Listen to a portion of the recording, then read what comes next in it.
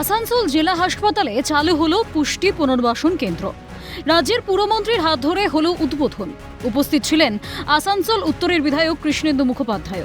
মূলত এই কেন্দ্রে অপুষ্টিতে ভোগা শিশুদের চিকিৎসা ও পুষ্টিজনিত সহায়তা প্রদান করা হবে। রাজ্যের উন্নত স্বাস্থ্য পরিষেবা ও পরিকাঠামো উন্নয়নের লক্ষ্যে এই কেন্দ্রটি অত্যন্ত তাৎপর্যপূর্ণ বলে জানালেন অগ্নিমিত্রা পাল।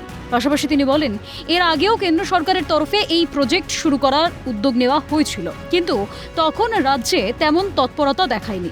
তবে নতুন সরকার প্রত্যেক হাসপাতালেই শুরু করবে এই পুষ্টি পুনর্বাসন কেন্দ্র।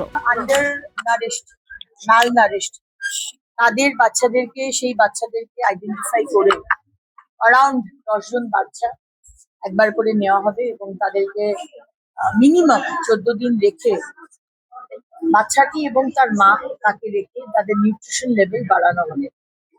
এটা একটি ইউনিক প্রজেক্ট, যেটা এর আগেও কেন্দ্র সরকার বারবার বলেছিলেন, আমাদের রাজ্যে সেগুলো হয়নি। এখন নতুন সরকার আসার পর সেগুলো হচ্ছে। প্রত্যেকটি হাসপাতালে আমরা করার চেষ্টা করি। আমি সবার মুখ্যমন্ত্রী বলেছিলেন শুভেন্দু অধিকারী। তাই সরাসরি মানুষের অভাব, অভিযোগ, সমস্যার কথা সরাসরি শুনতে তিনি জনতার দরবার কর্মসূচি শুরু করেছিলেন। সেই পথেই হাঁটলেন তার দলের মন্ত্রীরাও। আসানসোল দক্ষিণ বিধানসভার মহিশিলা বড়তলা বাজারে সেবা কেন্দ্রের উদ্বোধন করলেন রাজ্যের পুর ও নগরোন্নয়ন মন্ত্রী অগ্নিমিত্রা পাল।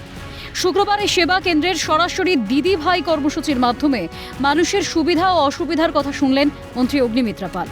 মন্ত্রীকে কাছে পেয়ে অসুবিধার কথা জানাতে পেরে খুশি এলাকার মানুষও। আমি নিয়ে এসেছিলাম, আমার বর যে হয়তো শরীর খারাপ ছিল, দিয়ে অফিসে গিয়েছিলাম 2 দিন। দিয়ে অফিসে ওকে বললো যে কাজটা হবে না, দিদির সিগনেচার নিয়ে আসলে তাহলে কাজে জয়েন করব, নাহলে করবো না। তো ওইটা নিয়ে আমরা এসেছিলাম। স্বামী কিসের কাজ করে?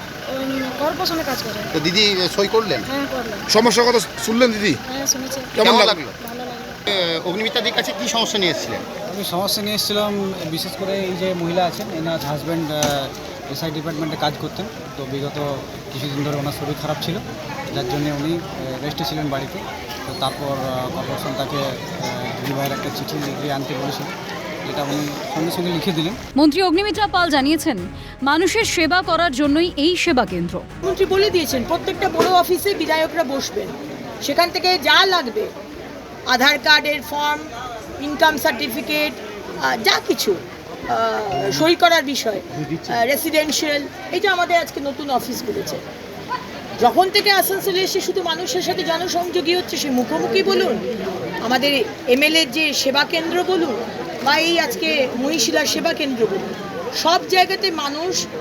আর আমরা টাকা নিই না, সাইন করতে আগে টাকা নেওয়া হতো, আমরা কিন্তু টাকা নিই না, আমরা কিন্তু বিনামূল্যেই করি, কারণ এটা আমাদের কাজ, এটা আমাদের আশীর্বাদ যে আমরা করতে পারছি এই কাজটা, এটা আমরা মনে করি এটা আমাদের আশীর্বাদ।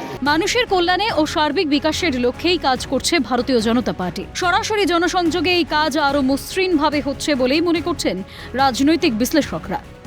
ক্যালকাটা নিউজ।